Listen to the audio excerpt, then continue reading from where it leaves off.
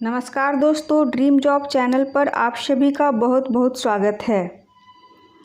इस वीडियो में हम दृष्टि प्रकाशन के बीपीएससी सीरीज बुक 1 के तहत भारत का इतिहास को डिस्कस करेंगे। इसके पहले हम प्राचीन भारत के कुछ चैप्टर पहले 2-3 वीडियो में डिस्कस कर चुके हैं।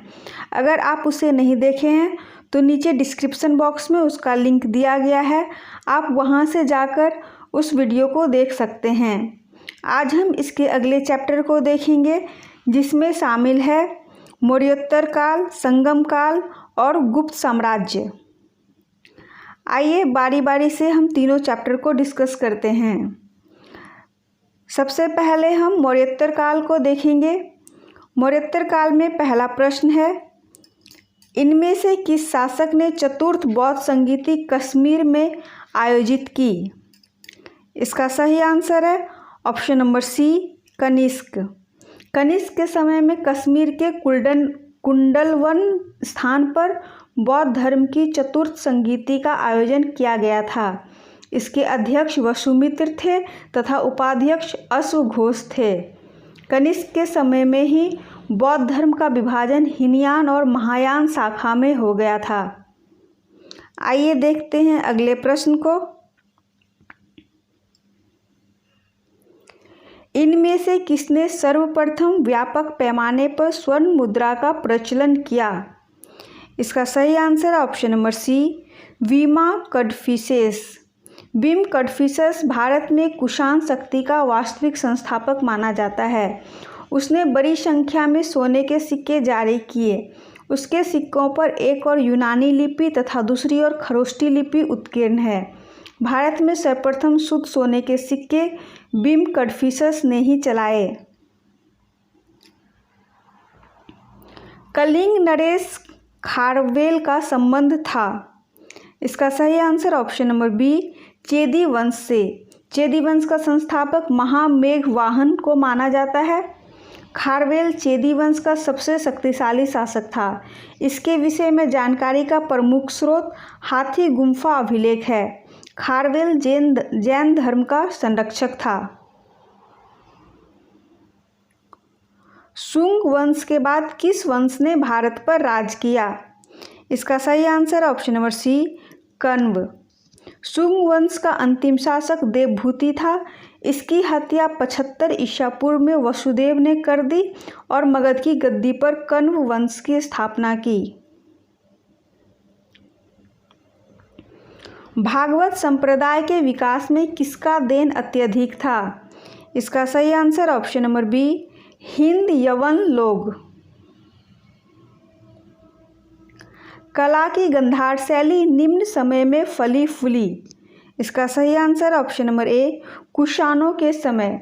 गंधार शैली एवं मथुरा शैली का विकास कनिष्क के शासनकाल में हुआ था, जिसमें गंधार कला शैली भारतीय तथा यूनानी कला का मिश्रित रूप है। किस अभिलेख में रुद्रदामन प्रथम की विभिन्न उपलब्धियां वर्णित है?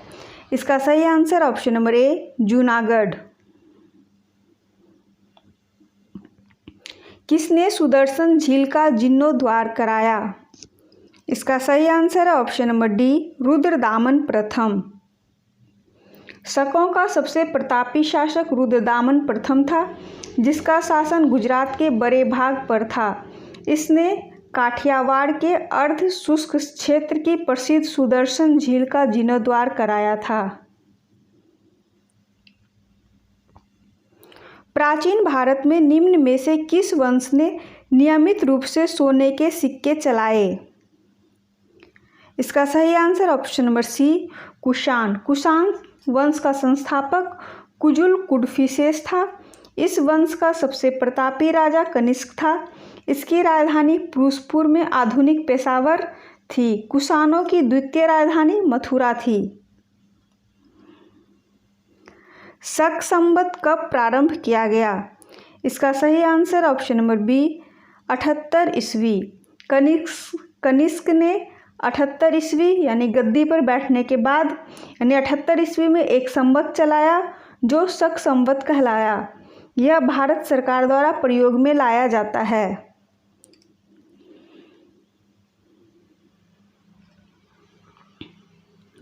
अगला चैप्टर है संगम काल। आइए अब संगम काल के कुछ वस्तुनिष्ठ प्रश्नों को देखते हैं। इसमें पहला प्रश्न है, निम्नलिखित राजवंशों में किसका उल्लेख संगम साहित्य में नहीं है? इसका सही आंसर है ऑप्शन नंबर ए,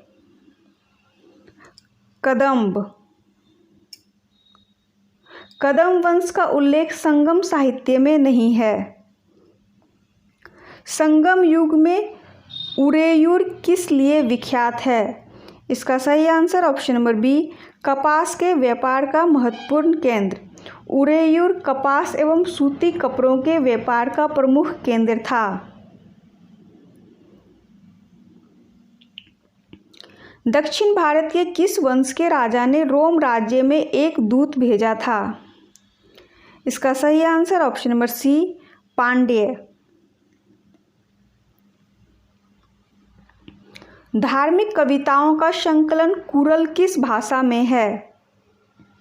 इसका सही answer option number B, Tamil.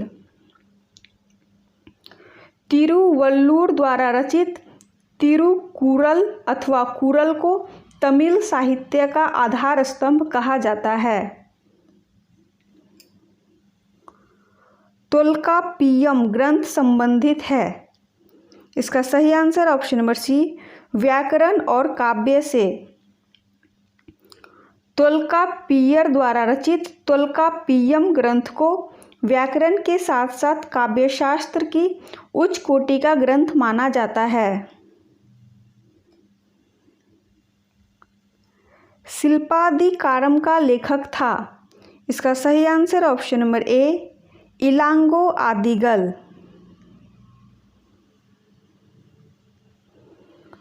निम्नलिखित तमिल ग्रंथों में किसे लघु वेद की संज्ञा दी गई है? इसका सही आंसर है ऑप्शन नंबर डी, कुरल। संगम कालीन साहित्य में मन्नम किस लिए प्रयुक्त होता था? इसका सही आंसर ऑप्शन नंबर डी, राजा। इस युग में राजा बहुत सी उपाधियां धारण करता था, जैसे को, मन्नम, अधिराज आदि। तृतीय संगम हुआ था। इसका सही आंसर ऑप्शन नंबर सी, उत्तरी मदुरै में। प्रथम संगम मदुरै नामक स्थान पर आयोजित हुआ, जिसकी अध्यक्षता अगस्त्य ऋषि ने की थी। द्वितीय संगम का आयोजन कपाटपुरम नामक स्थान पर हुआ था, जिसके अध्यक्ष प्रारंभ में अगस्त्य ऋषि थे, परंतु बाद में उनका स्थान उनके शिष्य तोल्काप्पियर ने ले लिया। तृतीय संगम का आयोजन उत्तरी मदुरै में हुआ। इसकी अध्यक्षता नक्कीरर ने की थी। किस ऋषि के बारे में कहा जाता है कि उन्होंने दक्षिण भारत का आर्यकरण किया और उन्हें आर्य बनाया? इसका सही आंसर है ऑप्शन नंबर बी, अगस्त्य।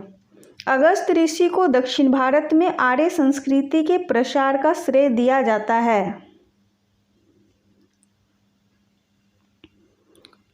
अगला चैप्टर है गुप्त साम्राज्य। आइए गुप्त साम्राज्य के कुछ वस्तुनिष्ठ प्रश्नों को देखते हैं। इसमें पहला प्रश्न है, निम्न में से किस भारतीय दर्शन ने परमाणु सिद्धांत का प्रतिपादन किया? इसका सही आंसर है ऑप्शन नंबर डी, वैशेषिक। वैशेषिक दर्शन के प्रणेता महर्षि कणाद को परमाणु सिद्धांत का प्रतिपादक माना जाता है। इसी दर्शन से भारत में भौतिक शास्त्र का प्रारंभ हुआ। इनमें से कौन गुप्त काल में औषधि के क्षेत्र में अपने कार्य के लिए जाने जाते हैं? इसका सही answer option number A, Sushruta. Sushruta शल्य चिकित्सा के प्रणेता थे। निम्नलिखित में से कौन सा बंदरगाह गुप्त काल में उत्तर भारतीय व्यापार के लिए उपयोग किया जाता था? इसका सही answer option number B, Tamralipti. Gupta काल में बंगाल स्थित ताम्रलिप्ति प्रमुख बंदरगाह था, जहां से उत्तर भारत के अतिरिक्त चीन, लंका, जावा, सुमात्रा आदि देशों के साथ व्यापार होता था। आइए देखते हैं अगले प्रश्न को। इनमें से किसने पहली बार यह व्याख्या की थी कि पृथ्वी के अपनी धुरी पर घूमने के कारण प्रतिदिन सूर्योदय एवं सूर्यास्त होता है? इसका सही आंसर है option number A, Aryabhata. Aryabhata ने आर्यभट्टियम एवं सूर्य सिद्धांत नामक ग्रंथ लिखे। सर्वप्रथम इन्होंने ही बताया कि पृथ्वी सूर्य के चारों ओर अपनी धुरी पर घूमती है, जिसके कारण ही प्रतिदिन सूर्योदय तथा सूर्यास्त होता है। इन्होंने ही दशमलव के स्थानिक मान की खोज की थी। आइए देखते हैं अगले प्रश्न को। प्रसिद्ध चीनी यात्री फाहियान ने किसके शासनकाल में भारत की यात्रा की? इसका सही answer option number B, Chandragupta द्वितीय। किस प्रकार की भूमि को अपृहत कहा जाता था? इसका सही आंसर ऑप्शन नंबर ए, बिना जोती हुई जंगली भूमि।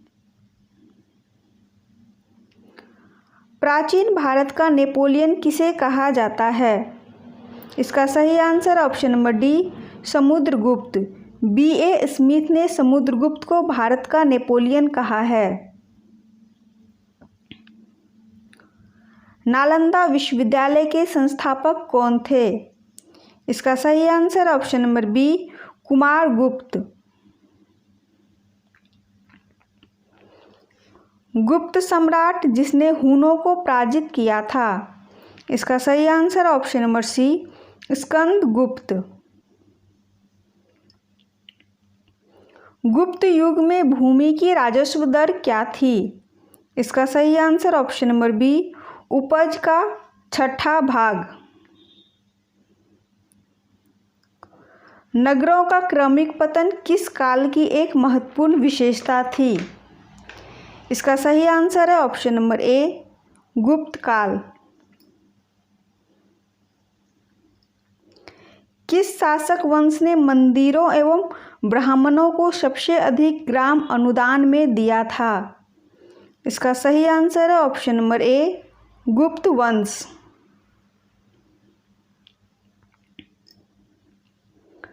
बराबर पर्वत श्रृंखला स्थित गौरथगिरी किसके द्वारा विजित की गई? इसका सही answer option number B, Kharavela. Nalanda विश्वविद्यालय ज्ञान का महान केंद्र था। इसका सही आंसर ऑप्शन नंबर ए, बौद्ध धर्म का। नालंदा विश्वविद्यालय बौद्ध विद्या महायान शाखा के ज्ञान का महान केंद्र था।